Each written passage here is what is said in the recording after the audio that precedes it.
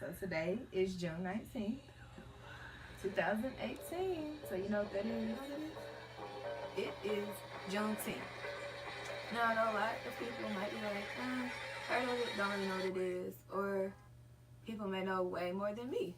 But it is definitely something I've grown up knowing about, and we celebrate it pretty consistently each year. It usually has little activities involved, like in my community. They have different events and coming together, usually on a weekend though, so it's not actually today because today is a Tuesday. But it's not a national holiday yet.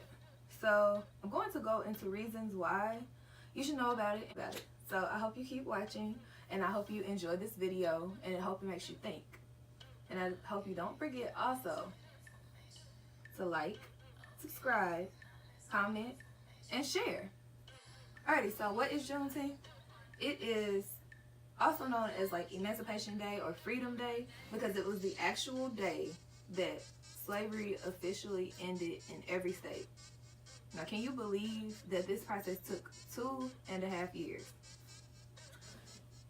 The Emancipation Proclamation, as most people know about, signed by Abraham Lincoln, which is what most people believe ended slavery. It only began the process. It was signed January 1st, and that was in 1863, and it took almost 2.5 years for that to reach all the way to the state of Texas in this town called Galveston. So that was the last place where there were slaves, and basically they had to finally be emancipated and be set free there. Of course, you'll be amazed to find out that to this day there is such thing as modern day slavery. It doesn't necessarily surprise me, but I know a lot of people have chosen to move on and, you know, live and turn a blind eye, quote unquote. So I wanted to make this just so people can really think and just realize that, yes, this is something we must acknowledge. It should be a national holiday. It should be something celebrated in the growth of our country. However, it's not.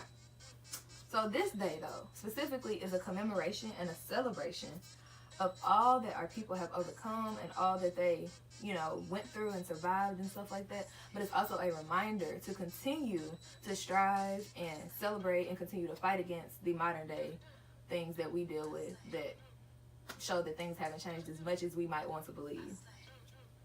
There's a quote that I found, and it's about the spirit of Juneteenth feelings. It says, "But if this part of our history could be told in such a way that those chains of the past, those shackles that physically bound us together against our wills, in the telling become spiritual links that willingly bind us together now and in the future, then that painful middle passage could become, ironically, a positive connecting line to all of us, whether living inside or outside the continent of Africa." So that just goes into something beautiful to me, because I know that there are many people of African American descent all throughout the world, and a lot of us don't exactly know where. I'll be honest, I don't genuinely know exactly like where I'm from, but I do know that there's a connection, there's a bond, and I think a lot of us need to understand that and live in a way that we care about that. Why do you think I'm saying we're still fighting and that we still have to keep striving, and that should be a reminder? This holiday was over 155 years ago, but there are still many injustices based off of race and color and other things, and then there are many mindsets that are still enslaved. But I know something I always remember is my pastor, he always said, you can't be just spiritual, you have to be spiritual and social. And that means standing up for social justice, standing up for things that are right in regards to other people. And that's for all. That's for anybody. That's not just for who you see fit or, you know, however it may be. That's truly what we are supposed to be fighting.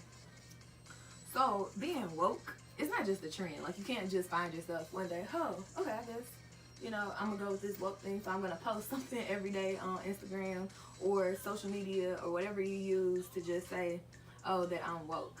It's truly how you live. It's truly how you carry yourself. It's truly how you educate others in situations and circumstances. And it's truly who you believe that you are.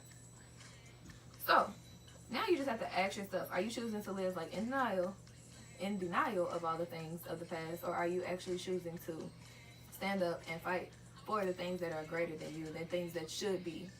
Y'all, I just want to have like a moment of silence for all the lives that have been lost, because it truly, truly breaks my heart every time I hear about anything. So I'm going to have that, and then I'll just continue.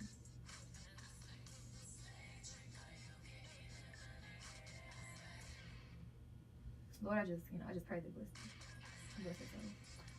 But there are so many events in the news that I could go into, but there are so many events beyond that that do not make the news. And it's just, you have to acknowledge these things. You cannot choose to say, oh, that's just one isolated incident, or oh, that would never happen in my community, so why should I worry about it? Because this is outside of people's houses. This is down the street. This is people's children, cousins, sisters, brothers. It's way deeper than we choose to believe sometimes. And I just want to make you aware and just try to like bring to your thought and your forefront of your mind to be aware. But nonetheless,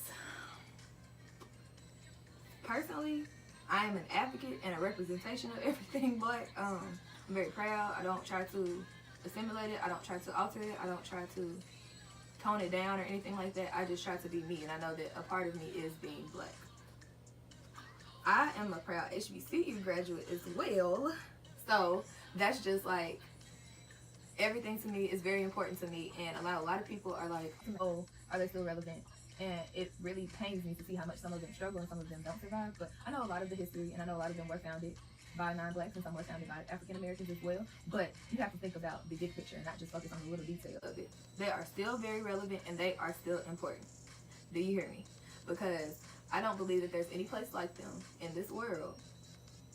Hey, scratch that. I might not say the word because I haven't been all over the world, but definitely here in our country, there's nothing like it. And they're important, and it's just vital to the growth of this country, the development of this country, and they have to be perpetuated. They cannot be all converted or shut down or anything like that. So I really just believe if you are an alumni of an HBCU, I'm just going to ask you, do you give back?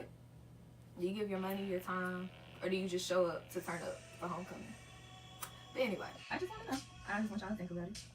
So all of this stuff I'm saying in this video, I would love for you guys to comment. I really would. I would love to make this an engaging conversation. I don't want this to just be me talking and talking. I really want this to be an engaging conversation.